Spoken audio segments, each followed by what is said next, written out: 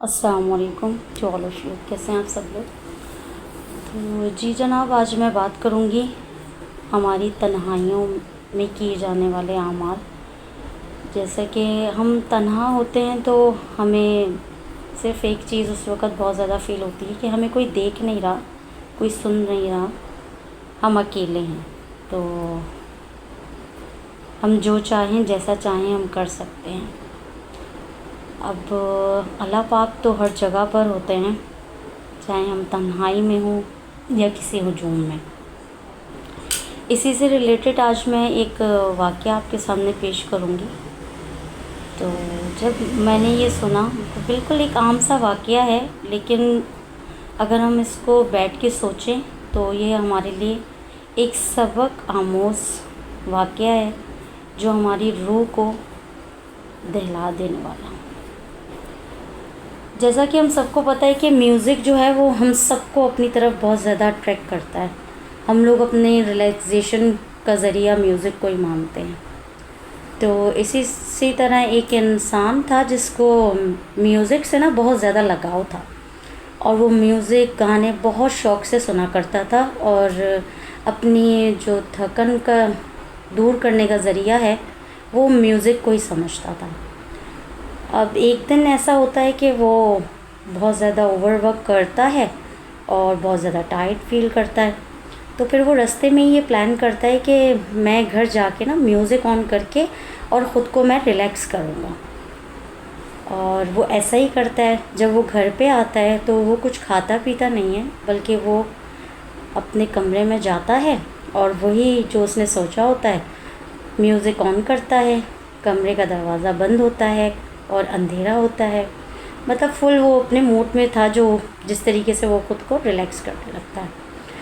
اور پھر تھوڑی دیر میں ہی اس کو فیل بھی یہ ہوتا ہے کہ وہ اب جو ہے وہ تھکن جو ہے اس کی دور ہو رہی ہے اور وہ سیٹ ہو رہا ہے۔ سڈنلی اس کا جو ڈور ہے وہ ناک ہوتا ہے اور اس کا سرونٹ آتا ہے، اینڈ وہ اپنے سرونٹ سے نا بہت مس بہیو کرتا ہے کہ یار میں تو یہاں پہ آرام کر رہا تھا، تم نے مجھے ڈسٹرب کر دیا۔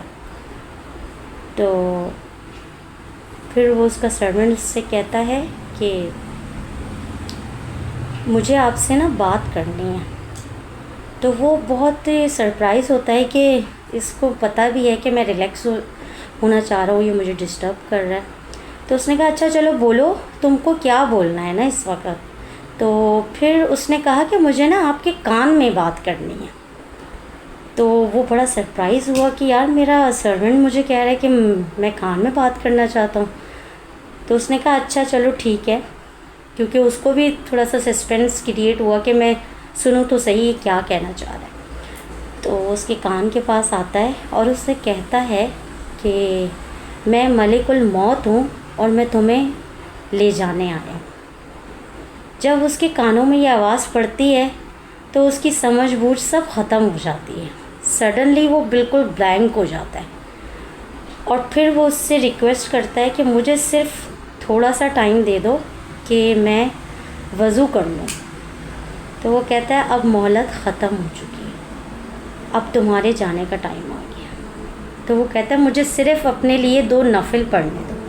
وہ کہتا ہے اب تمہیں کوئی مہلت نہیں دی جائے گی، اور پھر وہ ملک الموت اسے اپنے ساتھ لے جاتا ہے۔ تو میں آپ سب سے صرف یہی گزارش کروں گی کہ اپنی تنہائیوں کو بھی اسی طریقے سے پاکیزہ رکھیں جس طریقے سے ہم کبھی کسی مجمع میں بیٹھے ہوتے ہیں تو ہم اپنے آپ کو بہت ہی مینرز والا بتا رہے ہوتے ہیں، اپنے اخلاقیات کے بارے میں، کردار کے بارے میں، کہ ہم سے تو اچھا کوئی ہے نہیں، لیکن ہماری تنہائی میں کوئی گواہ ہو نہ ہو، اللہ اور اس کے محبوب گواہ بن جاتے ہیں۔ تو پلیز اس کے بارے میں ضرور سوچیے گا جو میں نے واقعہ آپ سے پیش کیا، اور ضرور سمجھیے گا اور کوشش کیجیے گا کہ یہ جو گانے سننے والی عادت ہے پلیز اس کو سب ختم کر دیجیے۔ میوزک ایمان کو تباہی کی طرف لے جاتا ہے۔ بے شک اللہ کا کلام ہماری روح کو پاک کرتا ہے۔ اگر ہم بے سکون ہوتے ہیں تو یقین مانیے یہ کر کے دیکھیے گا، ضرور کریے گا۔ کبھی ایسی کوئی پریشانی آئے تو قرآن پاک کو باوضو ہو کر اپنے سینے سے لگا لیجیے گا، آپ کے دل کو بہت قرار ملے گا۔ اور کچھ نہیں کرنا چاہیں تو وضو کر کے صرف جائے نماز پہ بیٹھیے گا، آپ صرف دیکھیے گا کہ رب الذات آپ کے اوپر کتنا رحم کرے گی۔ تو اس کے ساتھ میں اجازت چاہوں گی، جزاک اللہ۔